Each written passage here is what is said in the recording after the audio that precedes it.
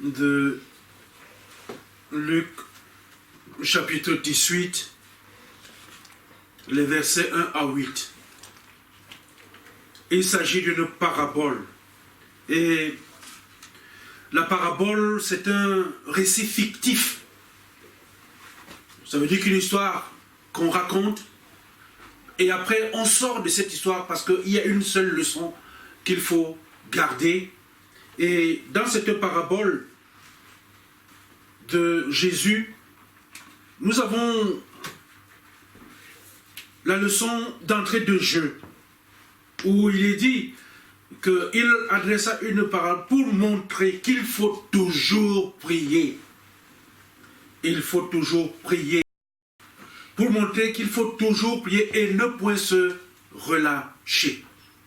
Il faut toujours prier et ne point se relâcher. Prie, révolte-toi, obstine-toi, alors tu auras un résultat.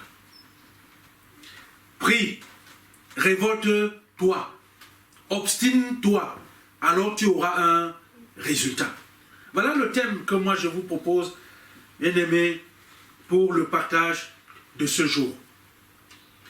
Bien avant Jésus-Christ, le prophète Ésaïe, quand il écrivait dans sa grande rédaction, au chapitre 56, le premier verset, il disait ceci: « Ainsi parle le Seigneur, veillez à l'équité, agissez selon la justice, car mon salut est prêt d'arriver, ma justice est sur le point de se dévoiler. » Ça, c'était au temps du prophète Ésaïe, très longtemps avant Jésus-Christ. Et longtemps après, donc, ce que Ésaïe écrit, là où il exhorte, il donne un enseignement, Luc, à son tour, écrit son évangile. Et au moment où Luc écrit, beaucoup de croyants avaient déjà perdu complètement espoir. Ils avaient pourtant cru que Jésus, qui était venu, allait inaugurer, n'est-ce pas, le règne du royaume qui avait été promis. Un royaume de paix, un royaume d'amour, un royaume de justice, où Dieu ferait enfin voir à son peuple, n'est-ce pas, toute sa puissance et toute sa gloire. Mais, comme on dit en jargon chez nous, on attend l'enfant, l'enfant ne vient pas. Ce que les chrétiens attendent, et ils s'attendent, mais ils ne voient pas ça venir. Le Seigneur ne revient pas. Les choses ne changent pas.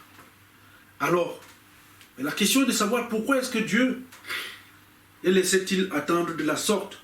Est-ce que l'on pouvait se poser la question de savoir est-ce que Dieu est sourd maintenant aux appels? Quand on appelle Dieu, est-ce que Dieu est sourd?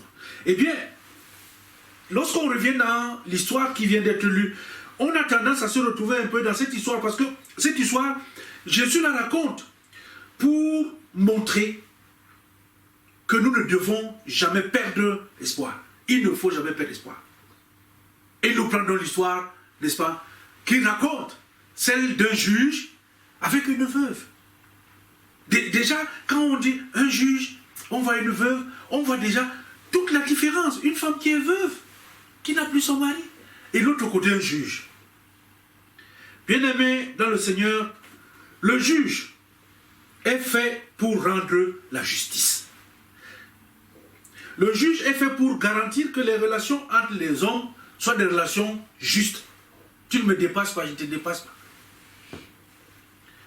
Le juge est fait pour dire la justice.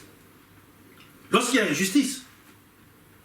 Et pour dire ce qui appartient à chacun quand il y a un problème. Or, dans le texte qui vient d'être lu, on nous dit que le juge lui-même est injuste. Comment donc, si le juge est injuste, comment est-ce qu'il peut mener à bien les dossiers qui sont entre ses mains? Pourquoi le juge devient injuste? Parce qu'il se croit invincible, il se croit il se croit intouchable. Qu'est-ce qu'une veuve peut bien faire à un juge? Il s'est donc fermé, ce juge-là, complètement. Bien-aimé dans le Seigneur, pour devenir juge, il y a aussi la volonté de Dieu. Parce que sans que Dieu n'accepte, sans que Dieu n'ouvre les portes, on ne peut accéder à rien. Mais seulement, le problème c'est que le juge, en se fermant maintenant, quand il devient même imperméable, n'est-ce pas, à la volonté même de Dieu.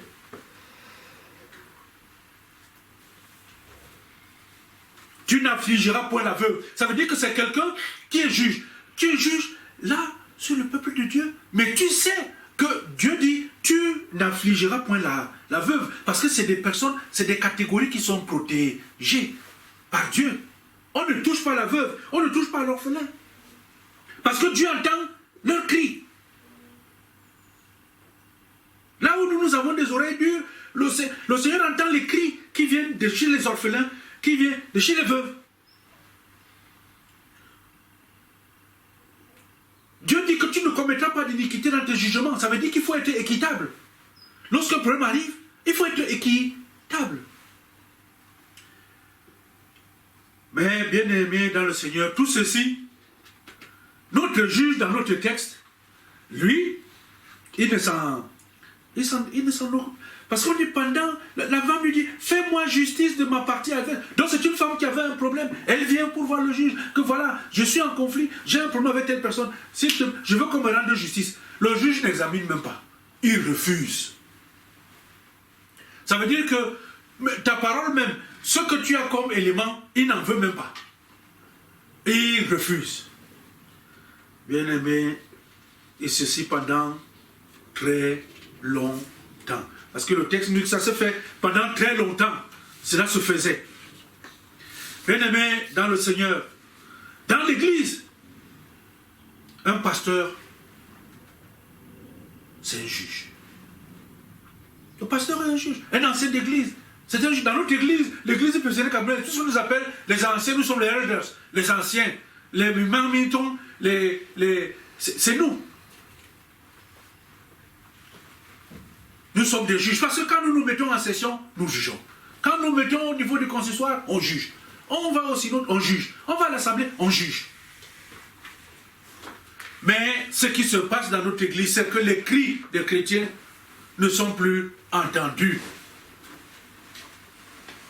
Les chrétiens ont besoin, ils ont soif de justice dans notre église. La justice dont ils ont soif, c'est la justice de l'évangile. Ils ont besoin de l'évangile.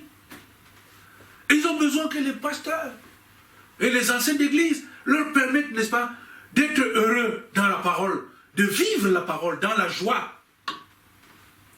Mais les juges d'aujourd'hui que nous sommes, les pasteurs dans l'EPC et les anciens d'église, les mimamitons qui enseignent et les mimamitons qui gouvernent, les VD, le VD Babadjo, nous tous, nous sommes devenus maintenant une équipe qui porte, n'est-ce pas, le noir, mais qui refuse d'écouter, n'est-ce pas, les cris des chrétiens.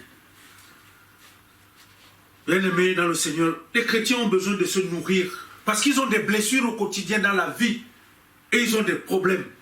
Et quand ils viennent, ils veulent venir se nourrir de la parole de Dieu.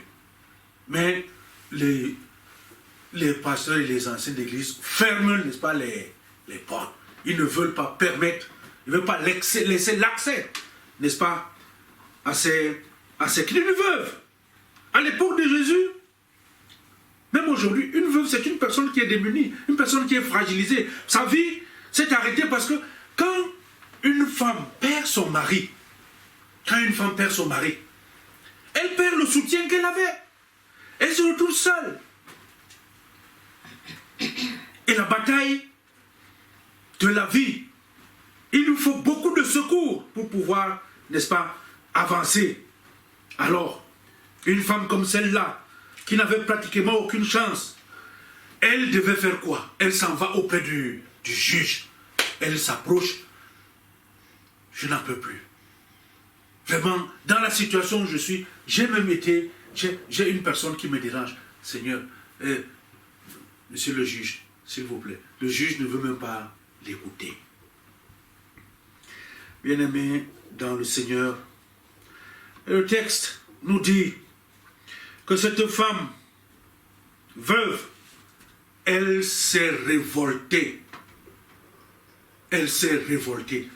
Elle a décidé de ne pas se taire. Elle a décidé que je ne vais pas rester comme ça. Elle a continué à prier. Elle vient tous les jours. Là, elle est devant le juge. Le juge monte, elle monte. Le juge descend, elle descend. Il s'assoit, elle est à côté. Toujours pour dire que je veux que mon problème soit résolu. Bien-aimé dans le Seigneur, finalement, parce qu'elle s'est indignée, elle s'est obstinée, elle s'est rébellée. Vous voyez, quand un juge, avec les grandes voitures, avec les gardes-corps aujourd'hui d'autres, il n'y a même pas moyen de s'approcher. D'ailleurs, est-ce que nous n'avons pas cette image aujourd'hui? Nous avons des pasteurs aujourd'hui qui roulent avec des gardes-corps. Alors, les chrétiens vont s'approcher, ils vont toucher le pasteur où? Est-ce qu'aujourd'hui les chrétiens peuvent arriver comme ces belles histoires dans les évangiles où lorsqu'une personne est malade, elle vient, elle a approché, elle a touché la robe de Jésus? Est-ce qu'on peut encore toucher aujourd'hui les serviteurs de Dieu qui sont là pour le bien du peuple? Cette femme a eu donc le courage, elle a persévéré jusqu'à ce qu'un jour, le juge fatigué, dit que mais comment? Parce que cette veuve m'importune, je vais lui rendre justice. Ça veut dire que le juge savait exactement ce qu'il y avait à faire. Dans notre église, nous savons, ceux qui sont en responsabilité savent exactement ce qu'il y a lieu de faire pour que tout marche bien. Donc, quand ça ne marche pas, ça veut dire que ceux qui sont au pouvoir ne veulent pas que les choses marchent.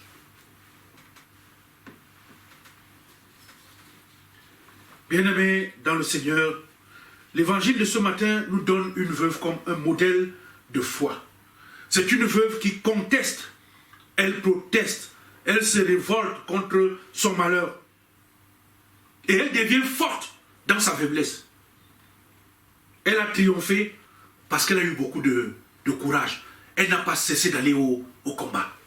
Nous aussi, lorsque nous voyons l'exemple d'une veuve comme celle-ci, nous nous disons, oui, si nous voulons vraiment obtenir gain de cause, il ne faut pas que nous cessions de prier. Il ne faut pas que nous cessions de nous révolter, de nous obstiner. Si nous voulons avoir un résultat, il va falloir que nous cessions de pleurnicher.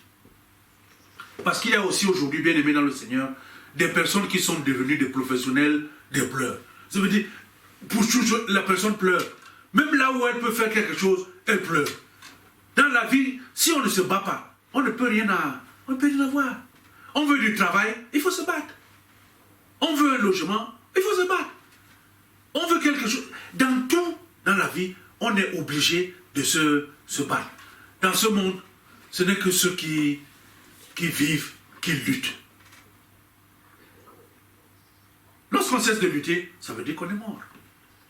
Bien-aimés dans le Seigneur, pour ce jour, dans notre partage, ce texte nous rappelle que nous avons le droit et nous avons le devoir de nous révolter devant les injustices qui sévissent autour de nous. Lorsque le mal grandit, nous devons nous aussi faire grandir, n'est-ce pas, notre position pour le bien.